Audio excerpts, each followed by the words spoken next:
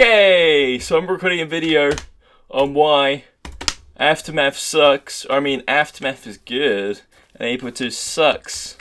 So, let me get into the details. Where are you? I am myself. I'm just gonna go to these houses. Anyways, so the first thing I want to talk about why Aftermath is better is mostly because of the balancing, right? So, the map sizes, as you know, the map sizes, they're both pretty damn big. You got a lot of locations on both the maps. I'm not 100% sure which map is larger than the other, but what I do know for sure is that Aftermath has more players than Apo 2. As you can see, Aftermath, 50 server size. Then we go on here, find Apocalypse Rising 2.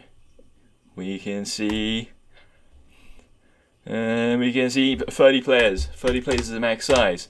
And I pretty damn know well that it's way easier to find players on Aftermath than it is on Apo 2. Apo 2 I could be searching for actually like an hour or like half an hour to find players. This, I could walk into one, go to Paradise and just see them in like 10 minutes. I'm pretty close to Paradise myself already.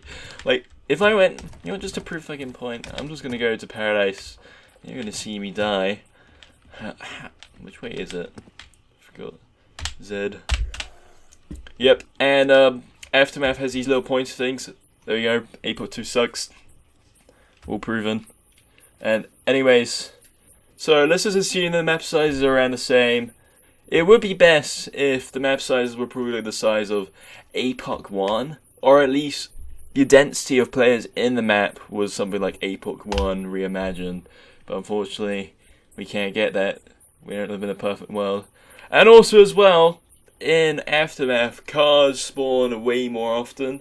You could probably just like run into the forest and randomly just find a car sitting there.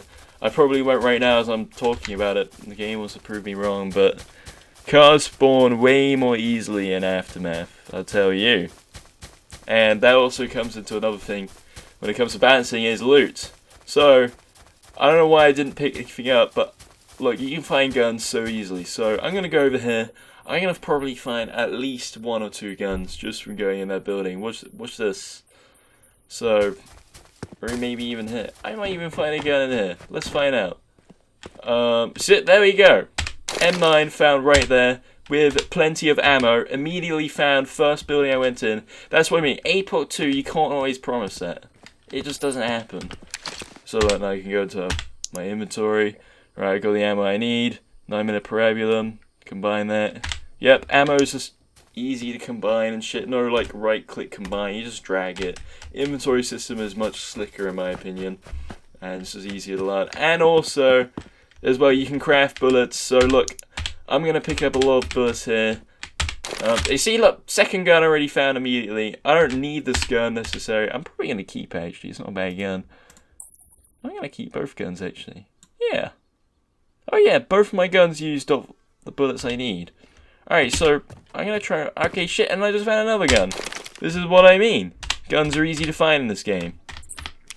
Although this gun doesn't have like any ammo I need, and so instead of like an Apo 2 where you just throw away the game, you can actually scrap it and use it. Everything can be useful in the game, so you don't have to be like going around and just finding resources in hopes that something will be useful, because you know that anything you find is very likely to just be useful in the first place. Just find some food, there we go, just like that. Now of course easy doesn't mean it's better, but when it comes to survivor games like this and all you want to do is find players and kill them, like the looting part should just be easy, because the looting part's the boring part of it. You don't want to be spending so long just to look for loot and just to find nothing, because that is the boring part of the game. You want to get into the good part, which is like where you kill people, and yeah, that's like the good part of it. And I think a lot of people can agree with me on that. That people just want to go and kill people. No one really gives a shit about looking for loot for 2 hours at a time. I'm not even like focusing and finding loot, but I've already found some pretty good stuff that could definitely at least take out a very stacked player if I play my cards right. And the game needs that kind of balance, because then it means that really stacked players can't always dominate unless they're skilled enough, which is fair enough. Sure, they can dominate for a while, but it's for the best that it's possible to take them down. And yeah, that also makes me come over to the part where I talk about PvP, is that PvP, now this is more debatable because I know some people like different kinds of PvP at different types of paces. In my opinion, I prefer Aftermath PvP, and I'm not just saying that because I'm not trying to like suck Aftermath's dick off or something right now.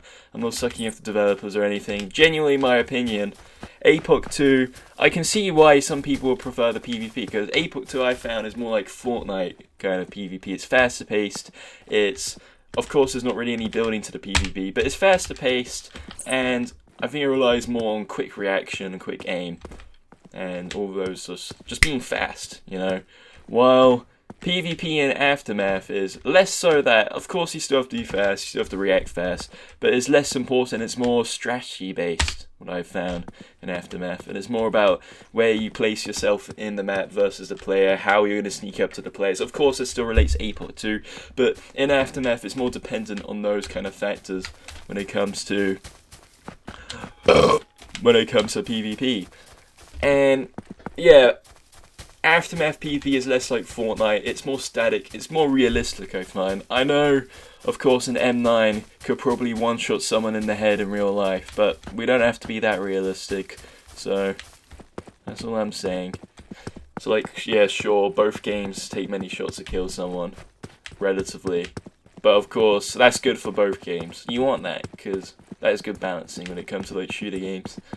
Because of course you don't want to just be able to sneak up on one dude instantly and kill him, because that's just like, who sees each other first? It's fucking hide and seek at that point, if that's game balancing and if guns are realistic. So of course none of the guns are going to be realistic in the game, or that just wouldn't even be fun in the first place. Also look, 22 LR, do I need this 22 LR ammo? Fuck, I don't want this one.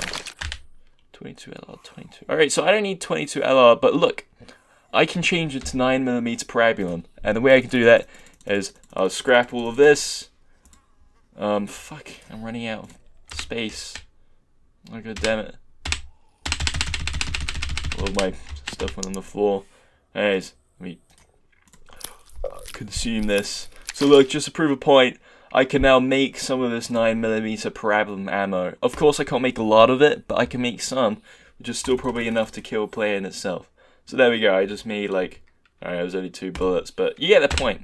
If you find more of this, all loot can just be ammo, or all loot can be useful in the first place. That's all I'm saying.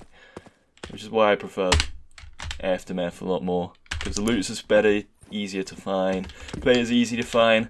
But am I in a, okay, my server only has 26 players, so maybe I might not find a player. But normally if I went to a larger server, I'd have no problem finding a player in here. Anyways, that's all I wanted to say. Really did not have much to say about it. I'm gonna go. See ya.